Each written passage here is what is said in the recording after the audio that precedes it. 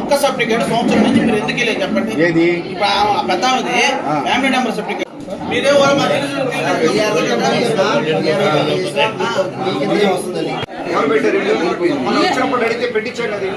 Application ఇచ్చినా కొత్తగా స్థలం వస్తుంది వేరే చోట నీకు 3 సెంట్లు స్థలం 18 ఎకరాల స్థలం ఇల్లు కట్టించే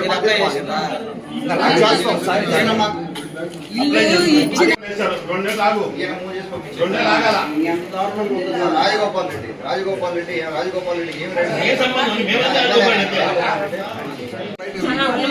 ఉండమంటారు పక్కన నిల్చోండి.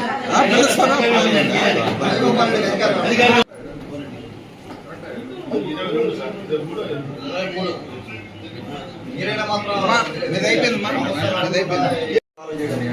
డేస్ కావాలి.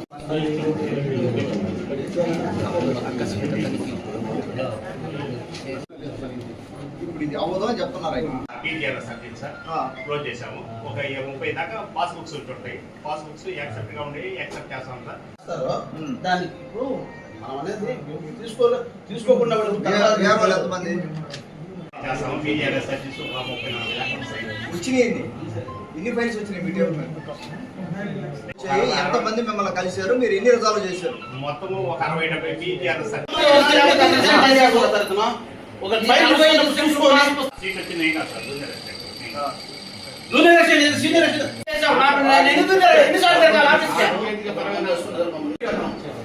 ఆల్రెడీ కంప్లైంట్ ఉంది. బొమ్మరాచారు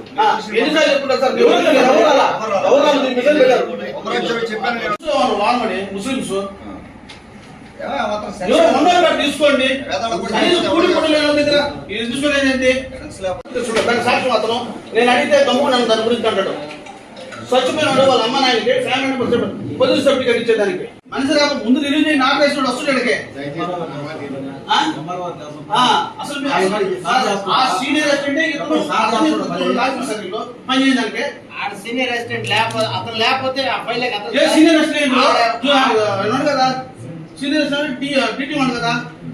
ఆయన ఫైల్ కూడా నేను చెప్తాను కదా. చూసుకో ఆ ఊళ్ళో వాళ్ళు ఆ ఊళ్ళో గ్రామస్తులు కదా. ఆయన అసలు ఫోన్ కూడా పడు సార్.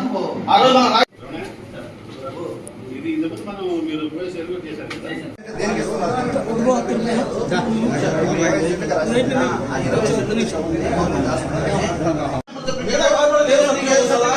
ఫోన్ చేసి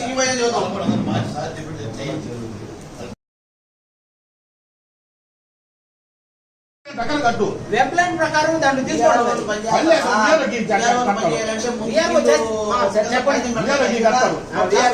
వింజమూరు మండలంలో ఎంఆర్ఓ ఆఫీస్ దగ్గర ఉన్నాం. ఈరోజు ప్రతి సోమవారం ఇక్కడ గ్రీవెన్స్ డే చేసుకోవడం జరుగుతూ ఉంది. ఎంఆర్ఓ గారు తర్వాత అక్కడి నుంచి వీడియో కాన్ఫరెన్స్ లో వీటీసీలో అక్కడ కలెక్టర్ గారి దగ్గర నుంచి అక్కడ మిగతా డిపార్ట్మెంట్లన్నీ వీడియో కాన్ఫరెన్స్ చేస్తా ఉంటే ఇక్కడ వీళ్ళు కూడా దాన్ని మానిటర్ చేస్తా. ఇక్కడికి వచ్చిన వింజమూరు మండలం నుంచి వచ్చిన ప్రజల సమస్యలు తెలుసుకోవడానికి గ్రీవెన్స్ పెట్టడం జరిగింది. నేను కూడా ఈరోజు అటెండ్ అవ్వడం జరిగింది. ఒకసారి ఎంఆర్ఓ ఆఫీస్ని క్షుణ్ణంగా తనిఖీ చేయడం జరిగింది. కొన్ని సూచనలు చేయడం జరిగింది. నీట్నెస్ గురించి, రికార్డ్ కీపింగ్ గురించి, రికార్డుల మెయింటెనెన్స్ కానీ లేకపోతే వాళ్ళు ఉన్న ఎన్విరాన్మెంట్ కానీ అవన్నీ కూడా సూచనలు చేయడం జరిగింది. వారు ఒక 1 వీక్ అయిన తర్వాత మళ్ళీ నేను విజిట్ చేస్తాను. మనకి ఎక్కువ రూరల్ అయినందువల్ల వింజమూరు మండలంలో రెవెన్యూ సమస్యలు అధికంగా ఉన్నాయి. వారికి నేను సూచనలు ఇవ్వడం జరిగింది. విఆర్ఓలకు కానీ తర్వాత ఎంఆర్ఓ గారికి కానీ అక్కడ ఉన్న ఎంప్లాయీస్ కానీ అందరికి సూచనలు ఇవ్వడం జరిగింది. ఒక టీం వర్క్ బిల్డ్ చేసుకోండి. ఇక్కడ ఎవరన్నా రెవెన్యూ సమస్య మీద వచ్చినప్పుడు మొదట విఆర్ఓని కలిసి విఆర్ఓ ఫైల్ రెడీ చేసి ఎంఆర్ఓ గారికి ఇచ్చి నెలకి మనం ఎన్ని ఫైల్స్ క్లోజ్ చేస్తున్నాము. ఈ క్రిటికల్ సమస్యలు అంటే లాంగ్ టర్మ్ సమస్యలు కొన్ని ఉంటాయి. 10 ఏళ్ల నుంచి 15 ఏళ్ల నుంచి 20 ఏళ్ల నుంచి ఉన్న సమస్యలు కొన్ని ఉన్నాయి. అదేవిధంగా గత 5 సంవత్సరాల్లో వైసీపీ చేసిన నిర్వాకాలు, వైసీపీ గవర్నమెంట్ లో జరిగిన నిర్వాకాలు చాలా ఉన్నాయి. చాలా మందిని ఇబ్బంది పెట్టున్నారు. రికార్డులు తారుమారు చేశారు. రకరకాల ప్రయోగాలు చేస్తున్నారు వాళ్ళు, రీసర్వేలు అని చెప్పి అది ఇది. సో వాటి గురించి కూడా సమస్యలు చాలా ఉన్నాయి. అవి కూడా మొత్తం నెలకి కొన్ని సమస్యలు ఇన్ని అని చెప్పి ఫైల్స్ మీ దగ్గర ఒక 400 పెండింగ్ ఉంటే లాంగ్ టర్మ్ సమస్యలు 400లో నెలకి నేను ఒక 10 సమస్యల పరిష్కారం చేస్తాను లేకపోతే 15 సమస్యల పరిష్కారం చేస్తానని ఎంఆర్ఓ గారికి గైడెన్స్ ఇవ్వడం జరిగింది. వారు ఆలోచించి మొత్తం మళ్ళీ కూడా ఒక నెల అయిన తర్వాత మళ్ళీ ఒకసారి నేను గ్రీవెన్స్కి వస్తాను.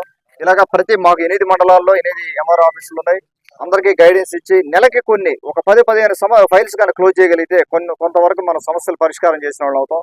ఒక సమస్య అవ్వదు, ఇది ఖచ్చితంగా అవ్వదు, దీనికి ఇష్యూ ఉంది, అవ్వదు అనుకున్నప్పుడు దాని ఫైల్ క్లోజ్ చేయడం అన్న క్లోజ్ చేయాలి, లేదంటే నా దృష్టికన్నా తీసుకొచ్చి, లేదంటే కలెక్టర్ గారి దృష్టికి తీసుకొచ్చి, అవసరమైతే రెవెన్యూ మినిస్టర్ గారి దృష్టికి తీసుకెళ్లి దీనికి ప్రయత్నం చేసేదానికి ట్రై చేయాలి, కానీ దాన్ని ఎక్కడో చోట బ్లాక్ చేయొద్దని చెప్పాము.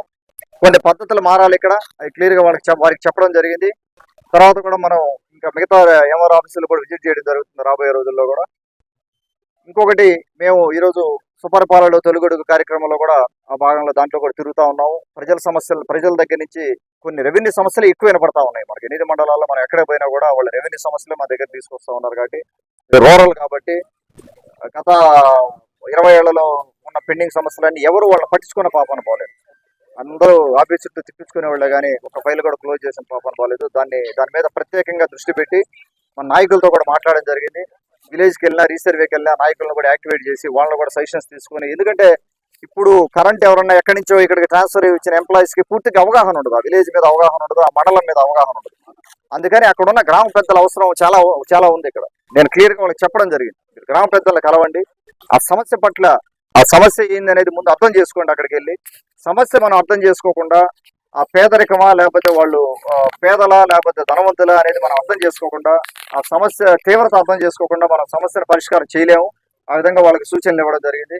మరొకసారి మళ్ళీ ఇంకొక ఎంఆర్ ఆఫీస్ లో కలుద్దాం.